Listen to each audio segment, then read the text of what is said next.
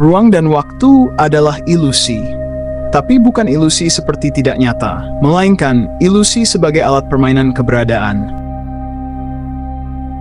Apa itu ruang dan waktu? Ruang dan waktu bukan benda atau zat.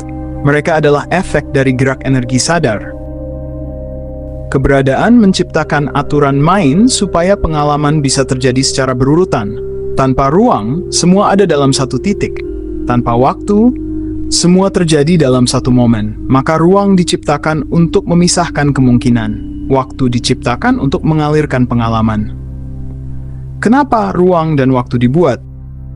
Bayangkan kesadaran murni tanpa batas. Ia tidak bisa berjalan, tidak bisa bercerita, tidak bisa berproses. Semua serba diam, penuh total. Keberadaan ingin mengalami dirinya sendiri.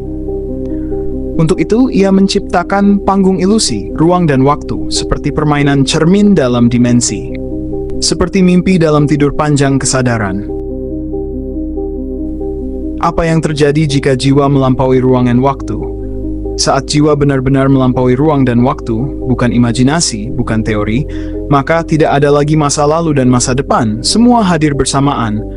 Tidak ada jauh dan dekat, semua melebur dalam kehadiran tunggal. Tidak ada aku di sini dan dia di sana, karena semua adalah satu keberadaan.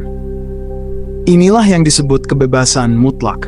Inilah kenapa para jiwa purba sering mengalami rasa asing di dunia, karena mereka menyimpan memori tentang tanah tanpa ruang dan waktu itu. Apa itu ruang? Ruang bukanlah sesuatu yang kosong. Ruang adalah getaran medan kesadaran yang melebarkan dirinya untuk menciptakan jarak. Tanpa ruang, tidak ada pemisahan antara aku dan bukan aku. Tanpa ruang, tidak ada bentuk, tidak ada gerak. Ruang adalah kesepakatan energi untuk saling memberi tempat. Semakin besar ruang, semakin banyak kemungkinan untuk mengalami perbedaan dan keanekaragaman. Maka ruang adalah kasih keberadaan, agar tiap bagian bisa merasakan dirinya secara unik. Apa itu waktu? Waktu adalah arus gerak kesadaran. Ia muncul karena perubahan. Perubahan menciptakan sebelum dan sesudah. Itulah waktu. Tanpa perubahan, waktu lenyap. Waktu bukan angka, bukan jam di dinding. Waktu adalah napas peristiwa yang mengalir dari satu keadaan menuju keadaan berikutnya. Maka waktu adalah jembatan pengalaman. Tanpa waktu, tidak ada cerita. Ruang dan waktu bukan musuh jiwa. Mereka adalah alat bermain. Mereka memberi keindahan dalam pengalaman. Namun, jika kesadaran terjebak dan mengira ruang waktu itu mutlak nyata, maka jiwa akan terperangkap dalam ilusi keterpisahan, penderitaan, dan ketakutan akan kehilangan. Sedangkan, jika kesadaran terbangun, jiwa akan memahami bahwa ruang dan waktu hanyalah panggung permainan. Mereka bisa dilampaui. Mereka bisa ditarik, diregangkan, diperlambat, dipercepat, bahkan diheningkan. Mereka akan mengantar jiwa menuju rindu terbesar, pulang ke tanah keberadaan murni, tanpa ruang, tanpa waktu, tanpa batas. Ini bukan konsep pikiran, tapi getaran pengalaman kesadaran. Bagaimana jiwa menciptakan ruang waktu pribadinya? Setiap jiwa, sadar atau tidak, selalu menciptakan ruang waktu pribadi. Inilah yang disebut dunia dalam. Dunia luar hanyalah pantulan dari ruang waktu batin yang diciptakan oleh kebiasaan rasa, pola pikir, luka, harapan, atau kesadaran jernih jiwa itu sendiri.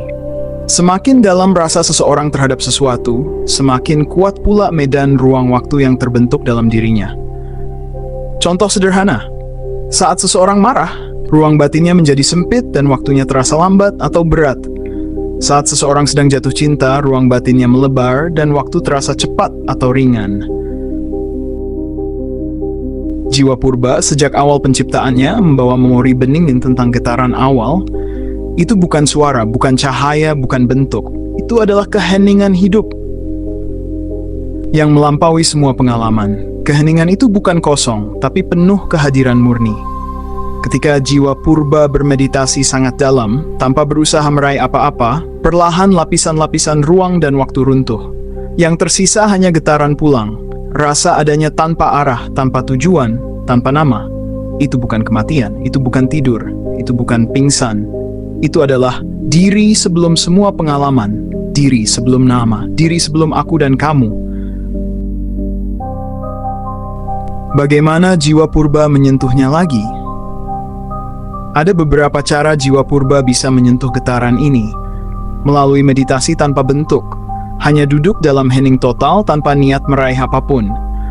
Melalui rindu jiwa yang sangat dalam, seperti anak kecil menangis memanggil ibu dalam kegelapan.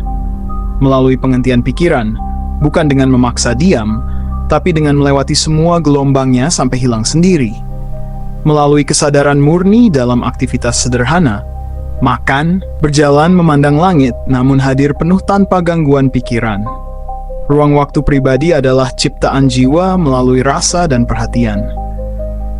Getaran sebelum ruang waktu adalah rumah asli jiwa purba, tempat asal sebelum semua permainan dimulai. Lahirnya dimensi di dalam diri. Ketika jiwa berlama-lama dalam panggung ruang waktu, perlahan ia membentuk dimensi-dimensi baru di dalam dirinya. Dimensi ini bukan sekadar pikiran atau perasaan, medan pengalaman yang seakan hidup.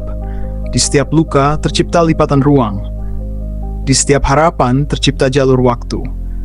Di setiap rasa syukur terbuka pintu-pintu menuju vibrasi lebih tinggi. Maka dunia batin bukan sekadar cermin dunia luar. Dunia batin adalah tanah suci, tempat semesta batiniah terus berkembang, berlapis-lapis, menari dalam harmoni atau bertabrakan dalam dualitas. Pertemuan antara dunia luar dan dunia dalam.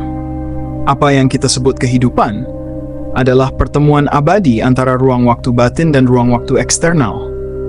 Setiap kejadian yang datang kepadamu, sejatinya adalah gema dari getaran terdalammu.